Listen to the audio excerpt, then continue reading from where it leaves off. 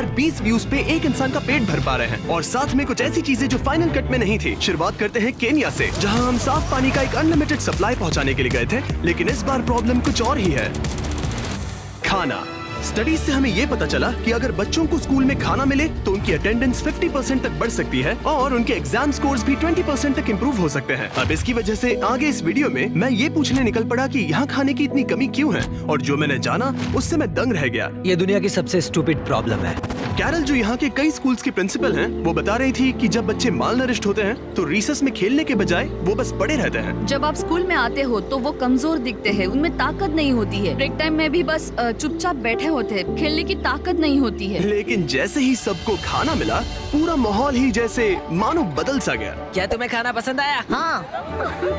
बच्चे हंस रहे थे, इधर उधर दौड़ रहे थे, एक दूसरे के साथ खेल रहे थे। ठीक है, ये सब उसका पीछा कर रहे हैं। मुझे नहीं लगता इन्होंने पहले कभी ड्रोन देखा है, शायद मैंने एक कल्ट बना लिया है। ठीक है, आज शायद केन्या में हमारा तीसरा दिन है। ये एक लो इनकम वाला एरिया है। स्कूल्स की हालत भी कल वाले स्कूल से ज्यादा खराब है। इन बच्चों को स्कूल में खाना नहीं मिलता, तो आज इनकी जिंदगी में बहुत बड़ा बदलाव आने वाला है। इनमें से ज्यादातर बच्चों को कम कैलोरीज मिलती है, लेकिन इसके बाद ये अपने स्कूल में रोज पेट भर के खाना खा पाएंगे। वो ज्यादा सीख पाएंगे, अच्छे से बढ़ पाएंगे और कम बीमार पड़ेंगे, और जरूरी बात यह है कि वो खुश रहेंगे, जो कि हमारी ख्वाहिश है। शुरू करें? ठीक है, मैं एक और स्कूल में आया हूँ जहाँ करीब 500 से ज्यादा बच्चे हैं। दिखाओ सबको। अगली बार मुर्गियों को लात मत मारना। इस स्कूल में 500 से भी ज्यादा बच्चे हैं, सबको दिखाओ। हजारों और बच्चों को खाना खिलाने के बाद हमने उन्हें उनके भविष्य के लिए तैयार किया। उन्हें वो सब कुछ दिया जिनकी उन्हें जरूरत हो सकती है। निकलने से पहले हमारे बिहाइंड द सीन्स टीम को केन्या के टॉप यूनिवर्सिटीज का एक्सक्लूसिव टूर मिला, जहां मुझे कुछ बिजनेस स्टूडेंट्स से बात करने का मौका मिला। फिलांथ्रोपी और दुनिया को बेहतर बनाने के लिए आपका लॉन्ग टर्म गोल क्या है? तो लॉन्ग टर्म में हमारा एक चॉकलेट का ब्रांड है फीस्टेबल्स, और मैंने उसके सप्लाई चेन के पीछे थोड़ी रिसर्च की थी। मैं हैरान था क्योंकि उस फार्म में 16 साल के बच्चे काम कर रहे थे, और मैंने सोचा कि ये तो बिल्कुल भी ठीक नहीं है। हमारा मेन ऑब्जेक्टिव ये है कि 10 लाख से भी ज्यादा बच्चे आज भी बाल मजदूरी में फंसे हुए हैं, और हम उन्हें निकालने की पूरी कोशिश कर रहे हैं। और इसीलिए हमारी अगली मंजिल मेरे लिए खास मायने रखती है। हम है घाना में, यहीं से हम फेस्टिवल्स के लिए अपना ज्यादातर कोको लेते हैं, तो यहाँ जो स्कूल मील प्रोग्राम्स हैं वो मेरे लिए ज्यादा स्पेशल हैं। मेरे लिए? हाँ।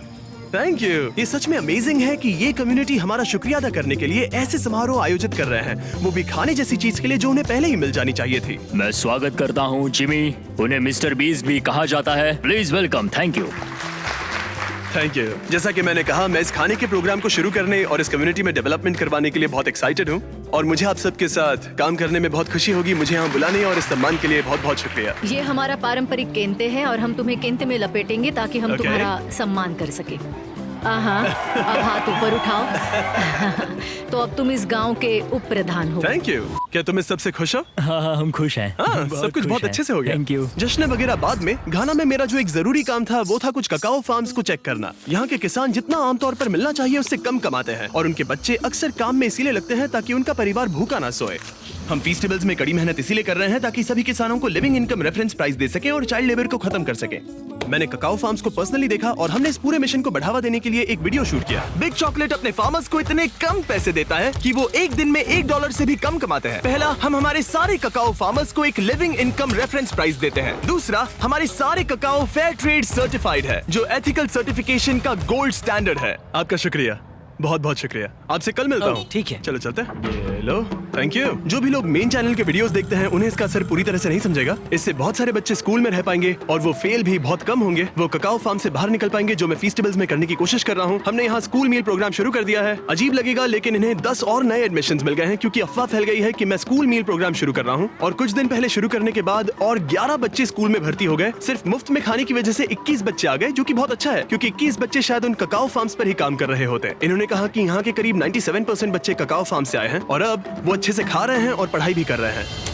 पिछले कुछ सालों में हमने दूसरों की जिंदगी बदलने में हर संभव कोशिश की है, जैसे अफ्रीका में 100 कुएं खुदवाना, दुनिया भर में 100 घर बनवाना, और 2000 लोगों को फिर से चलने में मदद करना। और 73 फिलैंथ्रोपी वीडियोस के बाद और आप सबकी मदद की वजह से हम इन प्रोजेक्ट्स के ऊपर 9 करोड़ से भी ज्यादा खर्च कर पाए हैं।